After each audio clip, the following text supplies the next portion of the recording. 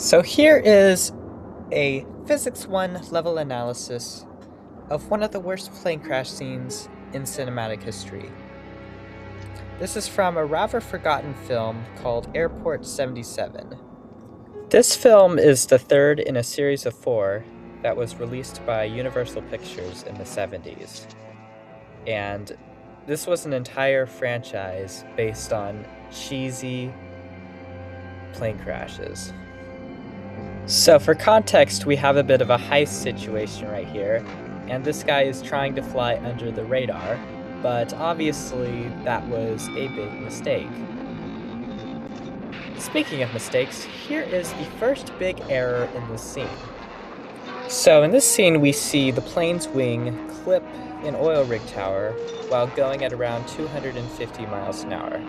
Now, that is just the number we're going to use because that is a very likely speed for this altitude.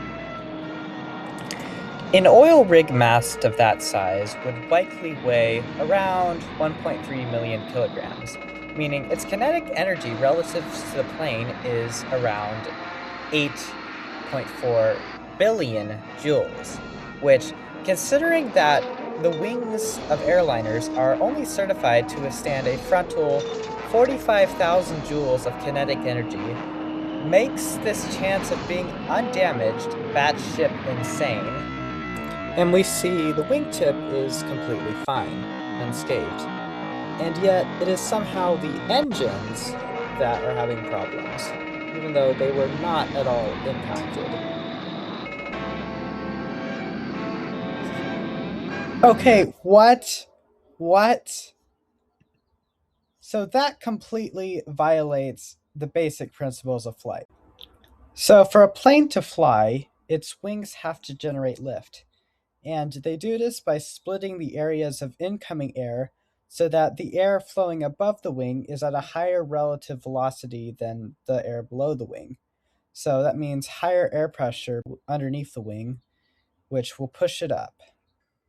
Now, the angle of attack is the angle at which the wing is pointed up relative to the incoming air. When it reaches a critical point, this airflow becomes disrupted and the plane enters a stall. And the wings quit generating lift and the plane begins to descend. But in the film, we see that even though the plane has clearly hit an angle of above 15 degrees, which is where most wings stall, it's still flying, and in fact, you see it climb a bit. So, yeah. It should also not be just skipping across the water like a rock. The bottom of a commercial airliner is not flat at all, and its engines are basically massive scoops. And yeah, the fuselage is not at all shaped that it needs to be for it to generate the necessary lift for it to skim. So, at this speed, the impact with the water would be extremely high, and the deceleration would be enough to break the plane up. Finally, after a while of physics-defying movements, the 747 comes to a stop in the water. And you would think that this would be the end of it, but no.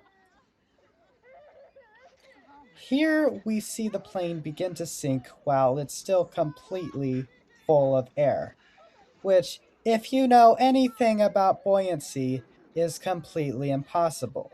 747 has an average density of around 450 kilograms per cubic meter, which is less than half of that of water. And while we do see one of the cargo compartments get flooded, it wouldn't add enough additional weight to the plane to lose its buoyancy. Remember, it would have to double its weight for the gravitational force to exceed the buoyant force. But instead, we see the plane sink to the bottom of the ocean, which brings us to the final problem in this scenario. Now, the plane is sunk to about 30 meters below sea level, so relatively shallow. But a 747 is not a submarine, and so it should not be handling this pressure. At this depth, it's about 300 kilopascals. Now, a 747 can only handle 64.9 kilopascals. So, at that depth, it would probably implode rather quickly.